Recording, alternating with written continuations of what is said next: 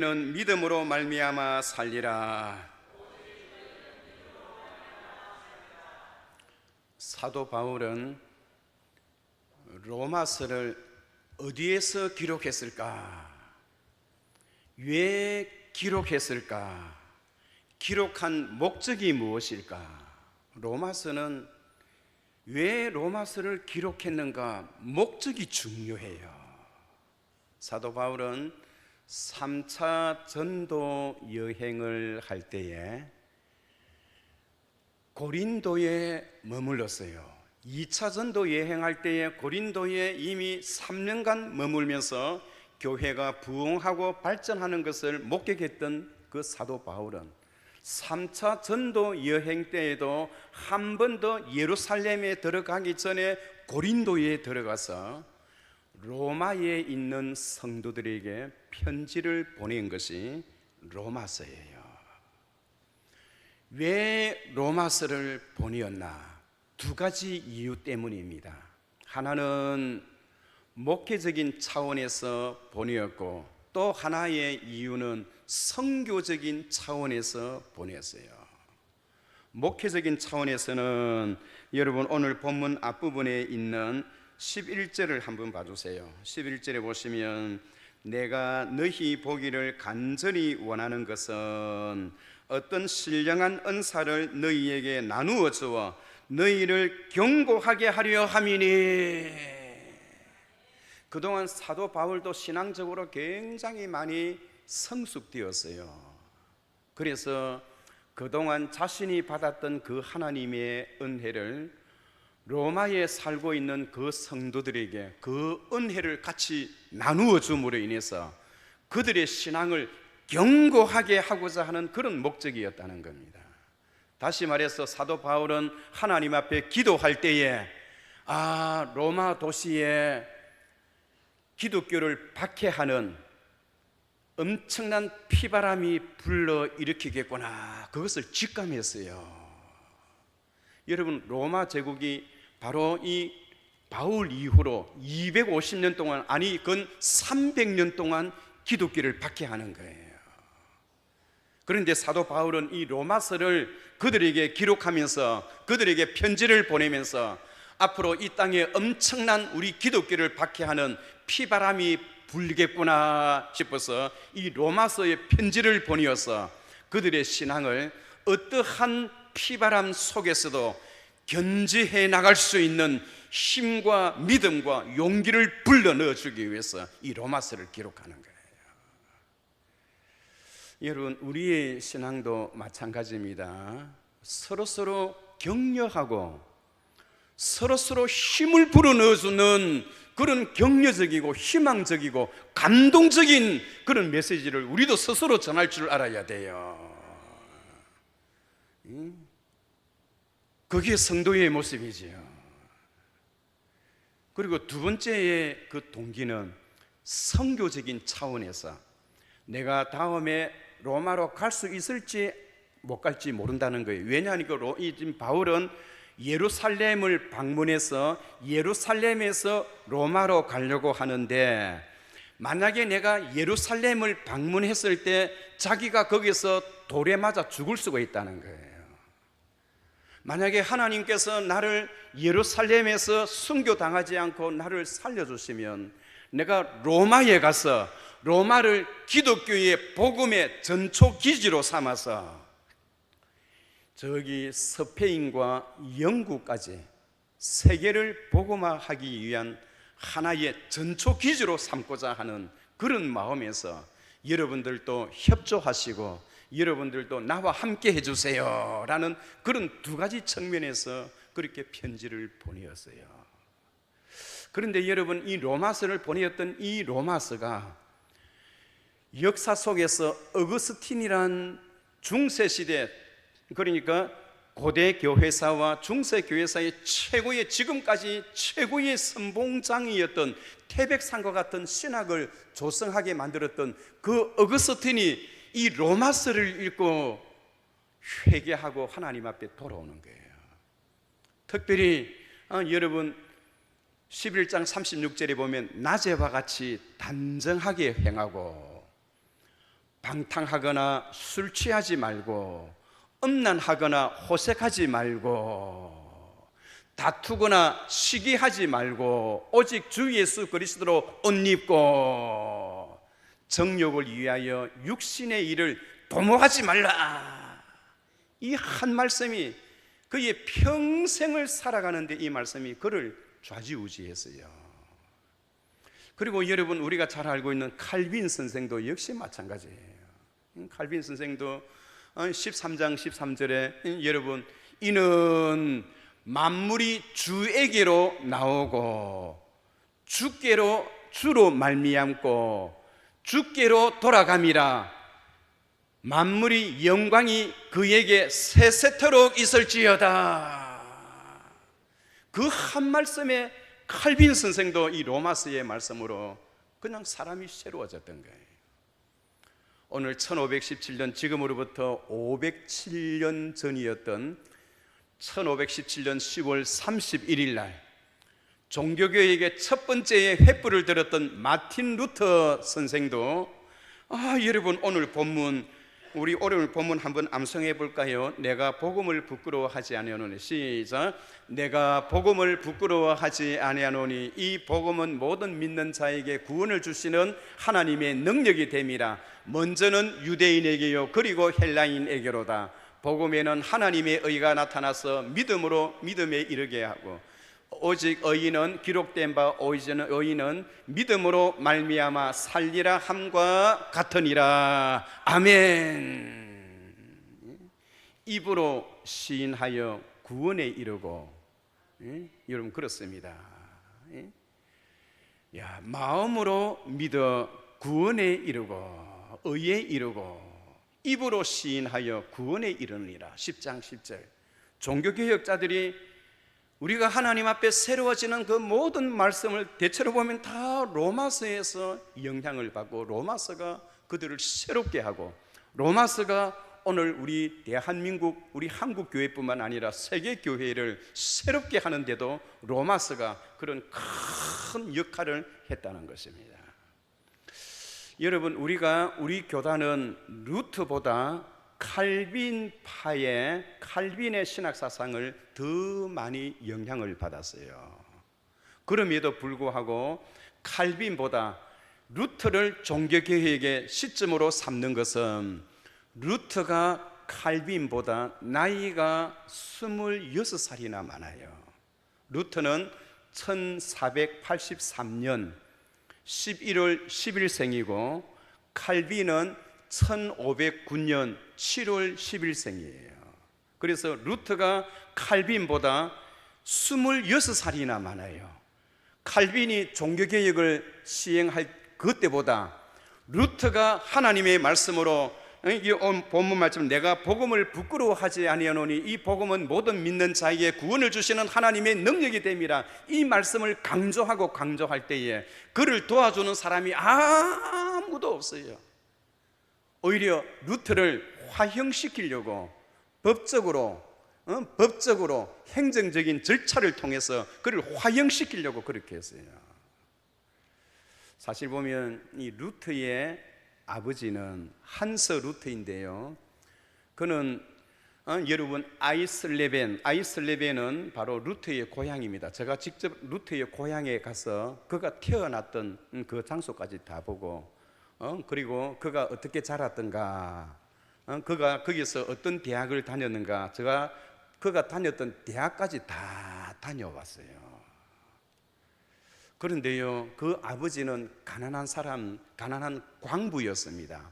가난한 광부였기 때문에 자기 나름대로 열심히 아이들을 7남매를 낳았는데 이 루터가 장남입니다. 큰 장남을 출세시키기 위해서 얼마나 광부로서 열심히 일을 했던지 나중에는 그 광부의 사장님이 되시는 거예요. 가난한 사람이 가난을 벗어나기 위해서 얼마나 노력했는지 그 광부의 사장이 되었다니까요. 직원으로 들어가서 그 회사의 사장이 되었다면 얼마나 열심히 노력했겠습니까? 그만큼 그 아버지는 야망이 컸기 때문에 자기 큰아들 장남을 법관으로 만들어서 법을 다스리면서 떵떵거리며 살 수 있는 그런 기반을 맞이하기 위해서 최선을 다했어요. 그래서 그는 19살이 될 때에 에르푸르트 대학이라면 지금의 우리 서울대학과 같은 그런 대학이에요. 거기 가서 여러분 라틴어를 전공하고 문학을 공부하게 하고요. 어떻게 하든 간에 거기서 공부를 시켜서 법학도가 되어서 판사로서 그렇게 살아가기를 원했던 그러한 아버지의 야망이 있었지만은, 그러나 루터는 그것을 원하지 않았어요. 그가 집으로 돌아오는 길에요, 방학을 맞이해서 집으로 돌아오는 길에 에르푸르트에서 아이슬레벤으로 돌아오는 그 길에 하늘에서 천둥 번개가 쳐서, 번개에 의해서 여러분 바로 옆에 천둥이 치면 나뭇가지가 부러지면서 그 옆에 쾅 하면서 떨어지는 소리와 함께 루터도 자신도 모르게 땅에 엎드려서 기도를 합니다. 무슨 기도를 하느냐 하니까, 보통 저와 여러분들이 기도를 하면 깜짝 놀라는 일이 있으면 하나님 아버지 이렇게 하잖아요. 주여 내게 무슨 허물이 있나이까 그렇게 하잖아요. 그런데 루터는 그렇게 하지 아니하고 성 안나여 나를 불쌍히 여기소서, 하나님께 기도하는 것이 아니고 성 안나에게 기도하는 거예요. 성 안나는 누구냐 하니까 예수님의 어머님이 마리아예요. 마리아의 어머니가 안나예요.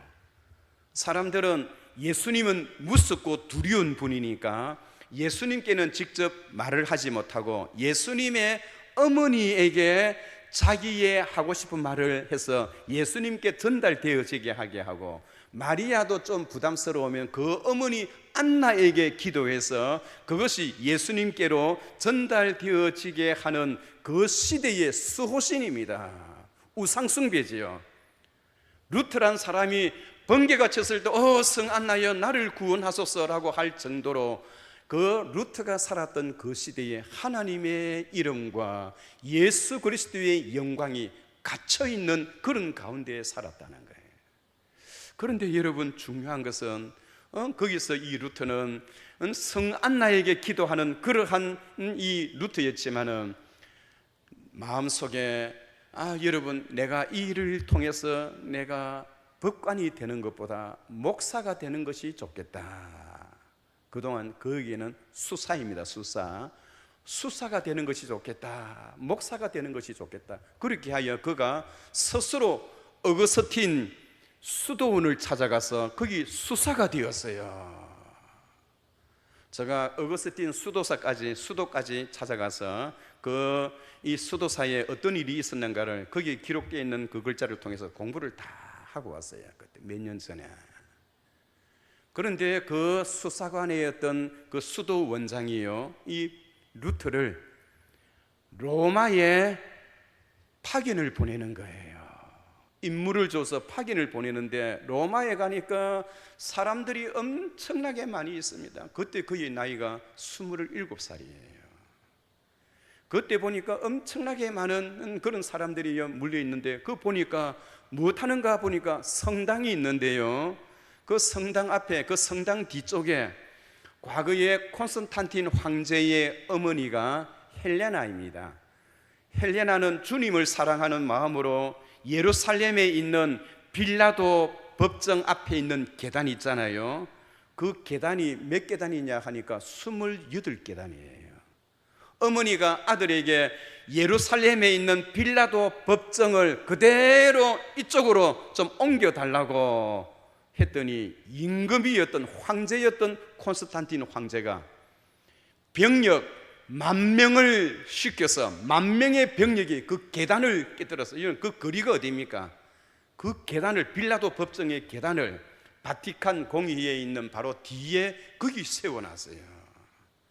그래서 사람들이, 그가 갔을 때에 엄청나게 많은 사람들이 그 앞에 줄을 서가 있는 것입니다. 왜 줄을 서 있느냐 물어봤더니, 이 빌라도 법정에 무릎을 꿇고 올라가면 자신의 죄 지었던 것이 이렇게 용서함을 받고 하나님 앞에 은혜를 받는다라는 그런 이야기를 듣고, 마틴 루터가 무릎으로 기어 올라가는데요, 그것도 그냥 올라가는 것이 아니라 한참 자기 순서가 될 때까지 몇 시간 동안 길을 준비하고 또 준비했다가 마침내 올라가는데 그 유리 조각이 있어요.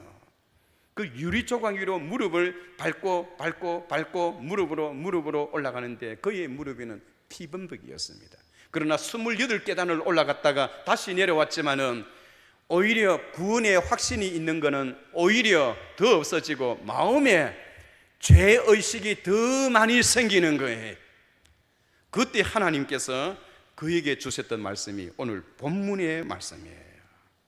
내가 복음을 부끄러워하지 아니하노니 이 복음은 모든 믿는 자에게 구원을 주시는 하나님의 능력이 됨이라. 먼저는 유대인에게요 그리고 헬라인에게로다. 복음에는 하나님의 의가 나타나서 믿음으로 믿음에 이르게 하나니 기록된 바 오직 의인은 믿음으로 말미암아 살리라 함과 같으니라.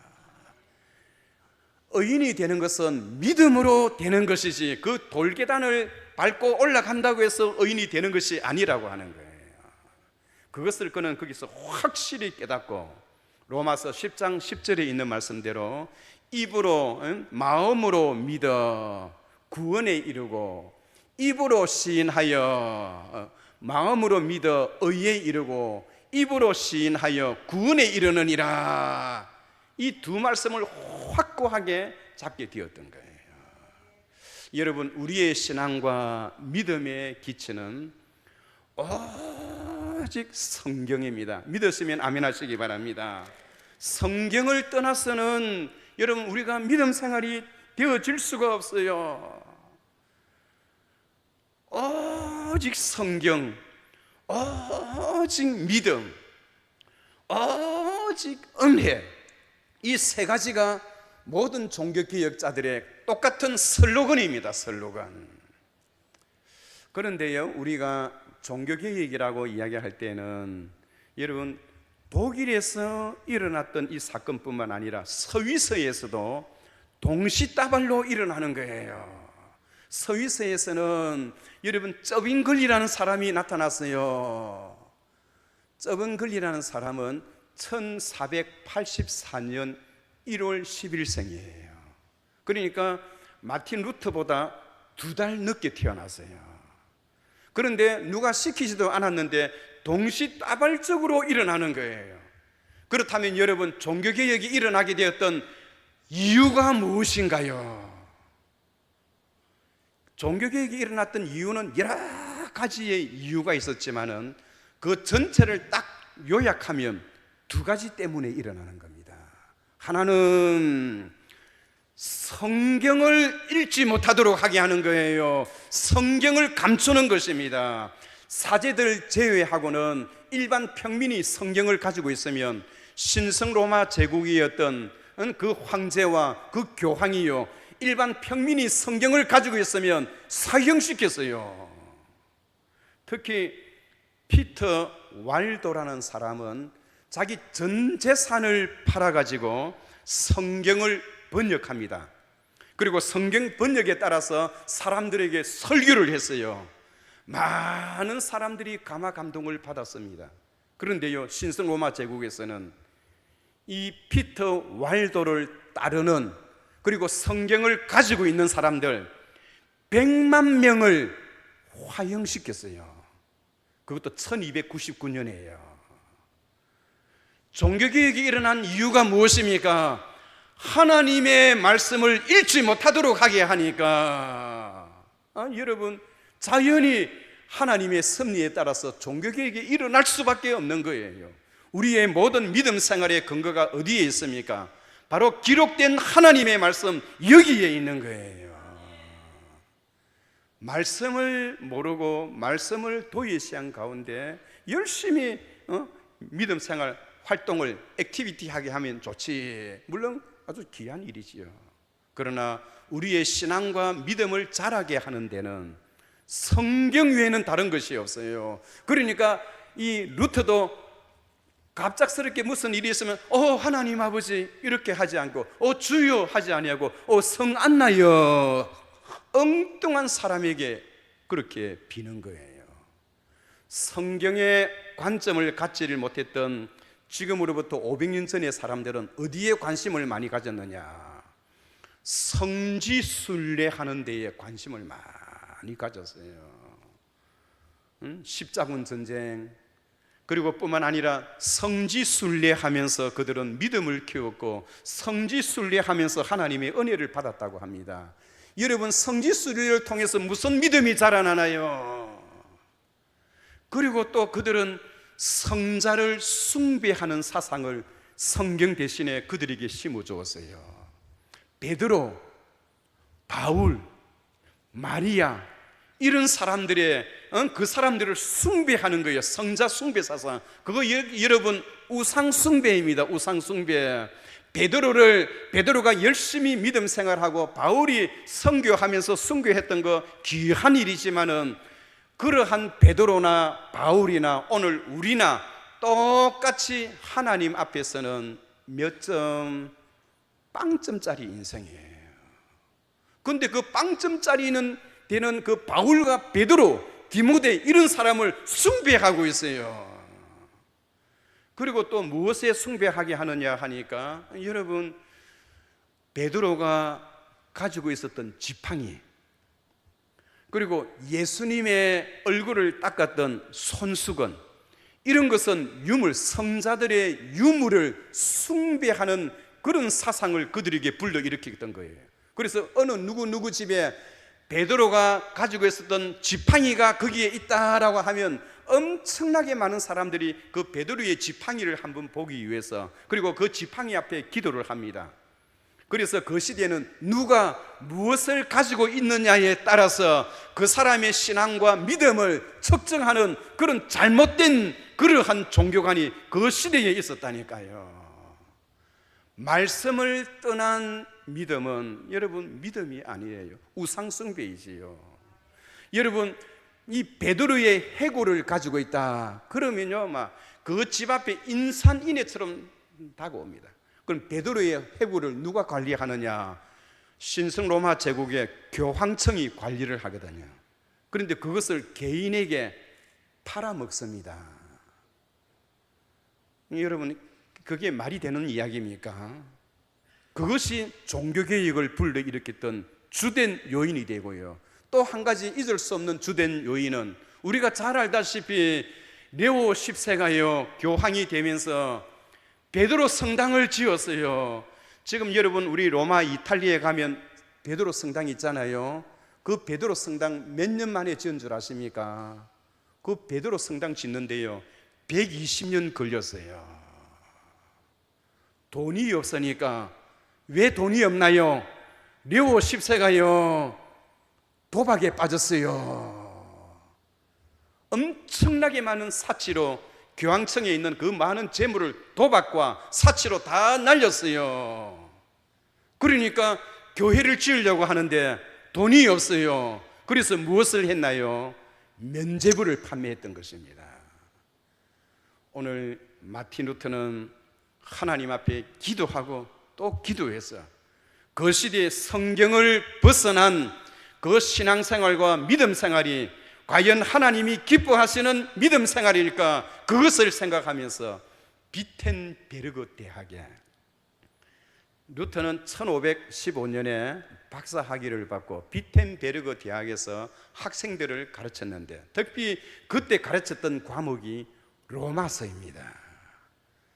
로마서를 또 공부하고 읽고 읽는 가운데 면죄부를 판매한다는, 돈을 줘서 헌금을 많이 하면 지옥과 천당 사이에 연옥이 있는데, 연옥에 있는 우리 부모님들이 동전 소리가 땡글랑 소리 남과 동시에 천국으로 간다는 말도 되지 아니하는 그러한 교리를 만들어서 사람들의 돈을 교회가 갈취하고 있었어요.